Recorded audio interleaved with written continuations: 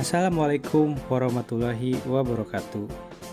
Halo semuanya, semoga kalian selalu dalam keadaan sehat walafiat. Dalam video ini, saya akan menjelaskan materi tentang kedudukan dan peran anggota keluarga serta dokumen penting. Catat apa yang menurut kalian penting, tonton videonya sampai selesai dan semoga bermanfaat.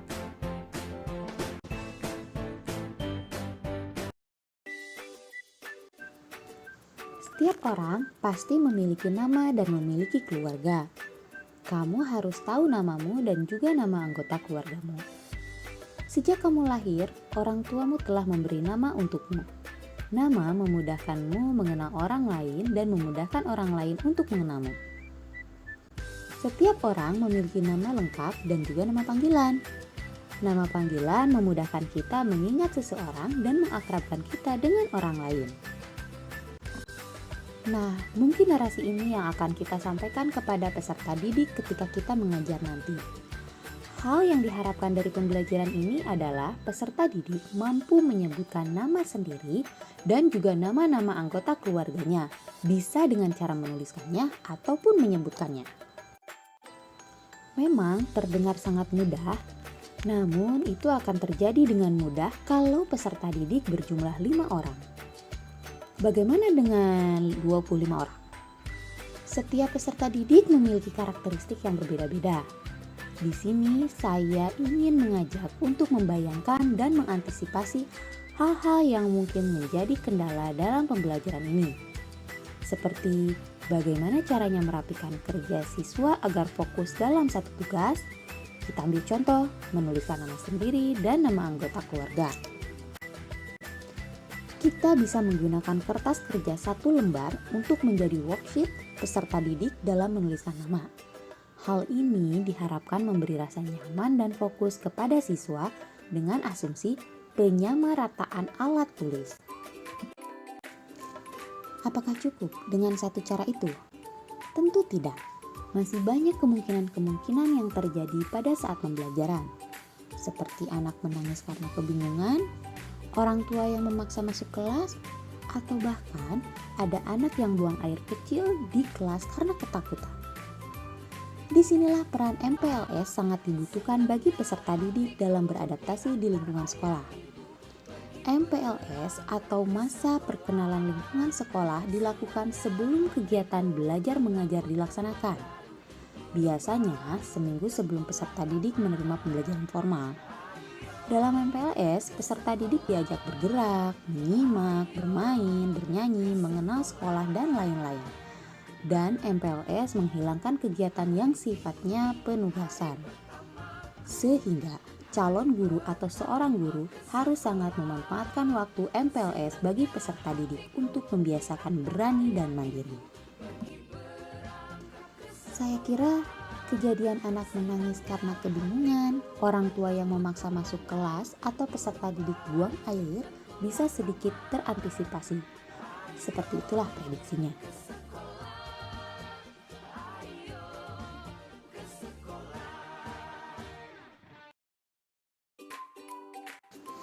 Kemudian pembelajaran selanjutnya adalah memperkenalkan diri dengan cara menyebutkan nama lengkap dan nama panggilan. Wah, kebayang susahnya menumbuhkan sikap berani maju ke depan, apalagi bagi peserta didik kelas rendah. Bagaimana caranya mensukseskan kegiatan ini? Yuk kita prediksi, ada banyak cara menuju rumah. Mungkin kata-kata ini yang tepat untuk memotivasi kita dalam mencari jalan keluar.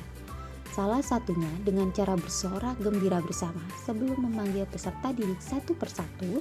Mereka harus tahu dulu sebuah lagu pendek dan tepukan pendek. Lagu pendek dibuat oleh guru untuk menyemangati siswa. Tepukan pendek juga seperti itu, sehingga anak-anak tidak merasa gugup untuk maju ke depan. Sama-sama meriah, sama-sama menyemangati.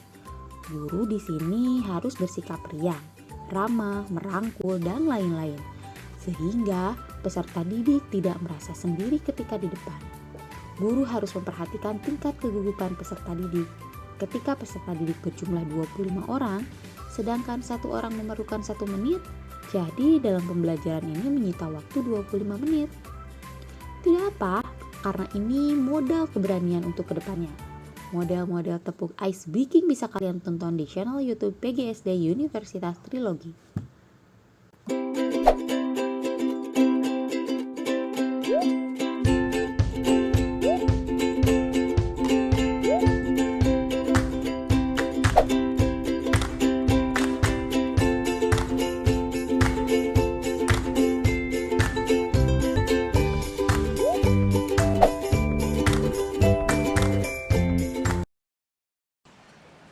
Tepuk salut. Salut.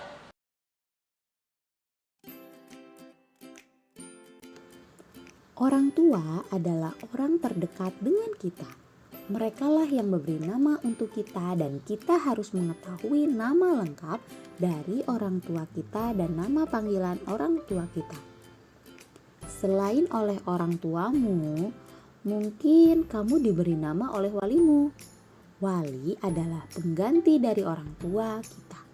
Misalnya kakek, nenek, paman, atau bibi. Dalam pembelajaran ini, ada beberapa yang perlu diperhatikan. Antara lain, kita harus peka terhadap peserta didik yang memiliki background keluarga yang tidak lengkap. Kemudian, kita harus menjalin hubungan dengan orang tua dikarenakan pada pembelajaran ini ada kemungkinan peserta didik akan bertanya di rumah mengenai nama lengkap dari ayah dan ibunya. Suatu hal yang riskan ketika sebuah keluarga belum bisa terbuka mengenai silsilah keluarga peserta didik. Adakah yang seperti itu? Tentu ada. Di samping tujuan pendidikan IPS adalah menjadikan peserta didik mahir berkomunikasi, tetapi peserta didik juga harus mampu menjalin keharmonisan dalam keluarga. Sedangkan masalah sosial tidak bisa dihindari oleh kita selaku guru. Disinilah peran IPS muncul. Ilmu pengetahuan sosial mengajarkan peserta didik untuk memahami fenomena-fenomena yang terjadi di lingkungan peserta didik, agar peserta didik mampu mengambil sikap dan tindakan dengan tepat dan benar. Terkadang, peserta didik juga diasuh atau dirawat oleh walinya seperti kakek, nenek, ataupun pamannya. Salah? Tidak. Itulah yang terjadi. Adakah contohnya? Ada. Atau bahkan ada beberapa anak yang tidak memiliki keduanya. Disinilah peran kita sebagai walinya di kelas atau biasa disebut wali kelas untuk menjadi wali kedua setelah wali pertama dan orang tuanya tidak ada. Itu semua untuk kelangsungan mental peserta didik dalam mengenyam pendidikan.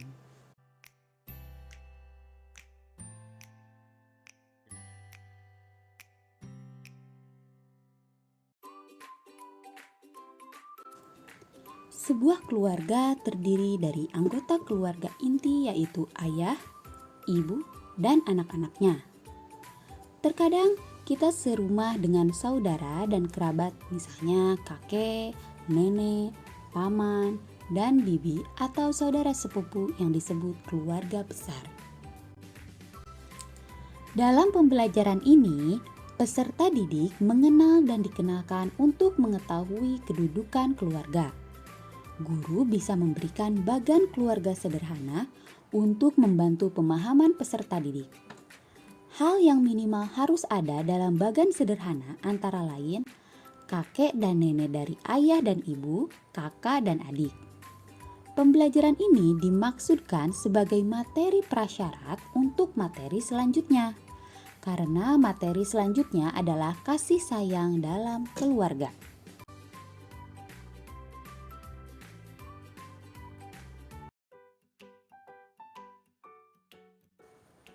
Keluarga yang harmonis adalah keluarga yang penuh kasih sayang. Setiap keluarga harus saling menyayangi. Dengan kasih sayang keluarga menjadi rukun. Orang tua harus menyayangi anaknya dan anak harus menyayangi orang tuanya. Ibu merupakan pengayom dan pendidik bagi anaknya. Ibu mengandung kita 9 bulan. Ibu mengurusi kita dengan sabar, menyusui dan memberi makan, mencucikan dan memakaikan baju untuk kita. Ibu mengantarkanmu ke sekolah. Ibu berharap anaknya menjadi anak yang pintar dan menjadi anak yang berbakti kepada orang tuanya. Pada saat sakit, ibu dengan teliti merawatmu dan menjagamu dengan sepenuh hati. Ibu melakukannya dengan ikhlas. Ibu, kita selalu berharap kita selalu dalam keadaan sehat. Bila kita sehat, ibu merasa senang. Ayah sebagai kepala keluarga merupakan panutan bagi anak-anaknya. Ayah bekerja dan mencari nafkah untuk menghidupi keluarga serta membiayai sekolah anaknya. Ayah melakukannya dengan penuh tanggung jawab dan keikhlasan. Ayah juga membimbing dan memberikan pendidikan bagi anak-anaknya di rumah. Ayah berharap agar anak-anaknya menjadi anak yang berguna dan mampu mencapai cita-citanya kelak. Kasih sayang ibu dan ayah tidak ternilai harganya. Kasih sayang mereka tak akan hilang dan akan terkenang sepanjang hidup kita. Dalam materi ini, guru bisa memberikan sebuah lagu yang bisa dinyanyikan bersama sebagai tanda kasih sayang dalam keluarga. Seperti kasih ibu kepada beta dan satu-satu aku sayang ibu. Kasih ibu kepada beta tak terhingga sepanjang masa, hanya memberi tak harap kembali, bagai sang surya menyinari dunia.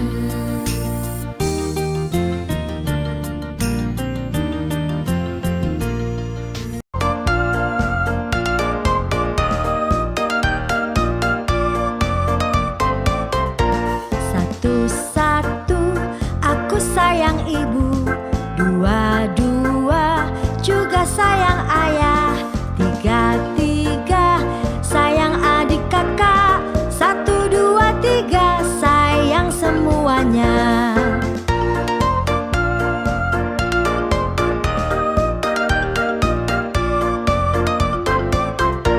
Satu-satu aku sayang ibu, dua-dua juga sayang ayah, tiga-tiga sayang adik kakak, satu, dua, tiga sayang semuanya.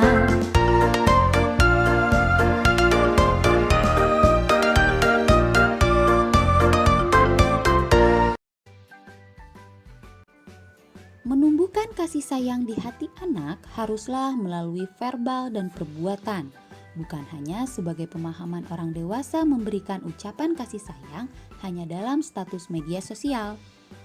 Oleh karena itu, sampaikanlah materi ini dengan penuh penghayatan hati dalam harmoni.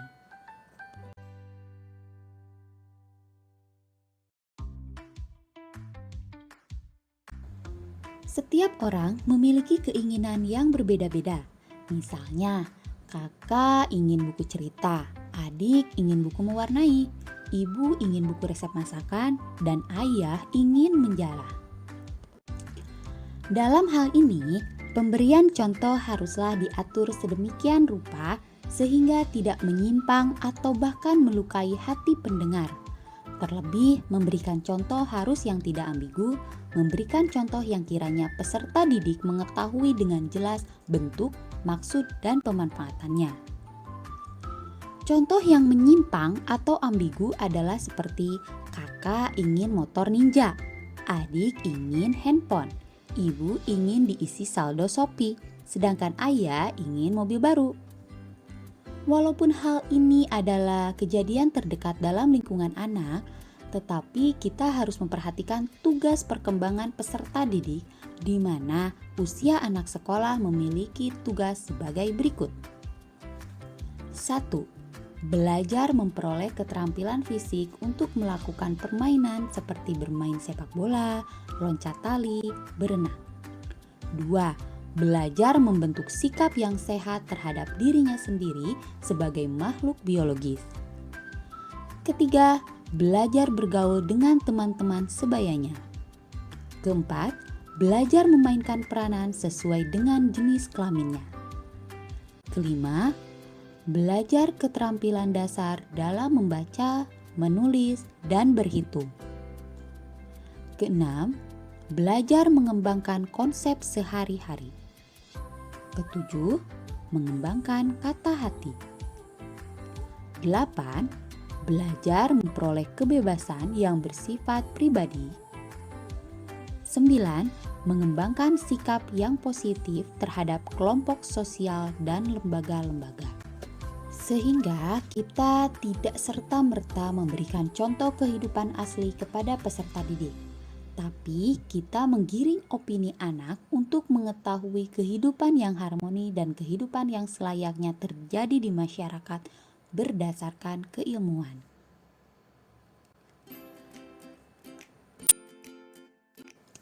Orang tua dan anak memiliki hak dan kewajiban yang berbeda.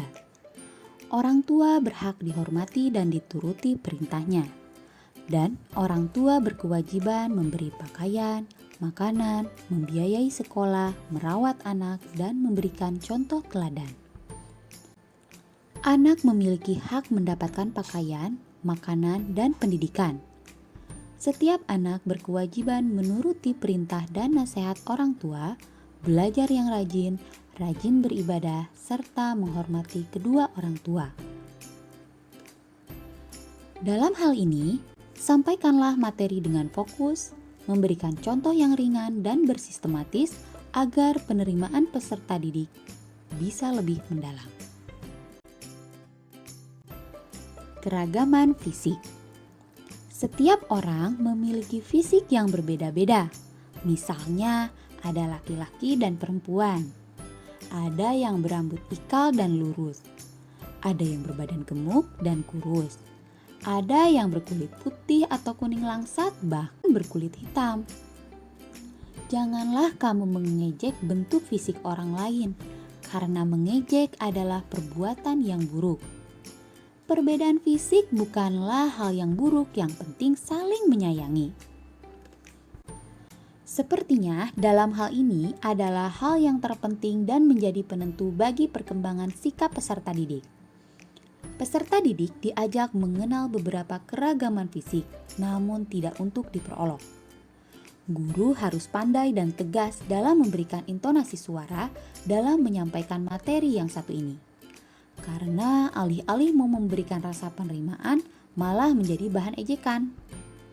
Penyebutan mengenai fisik yang beragam mungkin tidak akan terasa oleh kita yang memiliki fisik normal. Namun, kita harus memperhatikan secara menyeluruh dan merancang perumpamaan atau contoh-contoh yang bisa disajikan kepada peserta didik tanpa melukai siapapun. Materi ini bertujuan untuk menumbuhkan rasa tenggang rasa yang tinggi dalam diri peserta didik. Dokumen penting. Dokumen merupakan barang yang penting. Dokumen akan mempermudah berbagai keperluan. Sebaliknya, tanpa dokumen, seseorang akan mengalami sedikit kesulitan. Dokumen adalah surat yang tertulis atau tercetak. Dokumen yang hilang atau rusak sulit dicari gantinya. Dokumen yang penting itu antara lain 1. KTP, 2. Akte kelahiran, 3. Kartu keluarga, 4. Ijazah, 5. Raport, 6. Kartu PIP, 7. Hasil ujian, 8. Foto. Karena dokumen merupakan hal-hal yang penting, oleh karena itu dokumen harus dirawat dan disimpan dengan baik. Dengan cara 1. Laminating, 2. Membersihkan, 3. Simpan di tempat aman, 4. Tempat mudah dicari, dan kelima, tempat dokumen atau foto. Tujuan dari pembelajaran ini adalah peserta didik mampu mengetahui dokumen penting dan mengetahui bagaimana merawatnya. Sebuah perilaku yang dapat dilakukan oleh siswa dengan bimbingan guru adalah dengan memiliki map yang isinya berupa identitas diri, tugas-tugas peserta didik ataupun hasil ulangan, baik itu PTS atau PAS. Itulah beberapa materi IPS SD yang kemungkinan akan kita jumpai ketika kita mengajar nanti. Dan masih ada lagi materi yang perlu kita bahas dan perhatikan poin-poin riskan dan prediksi dalam situasi pembelajaran. antara lain sebagai berikut. Identitas diri dan keluarga. Hidup rukun dalam keberagaman peristiwa masa kecil. Lingkungan rumah. Kegiatan jual beli. Hak dan kewajiban. Hidup hemat. Dokumen diri, keluarga, dan benda koleksi. Lingkungan alam dan buatan.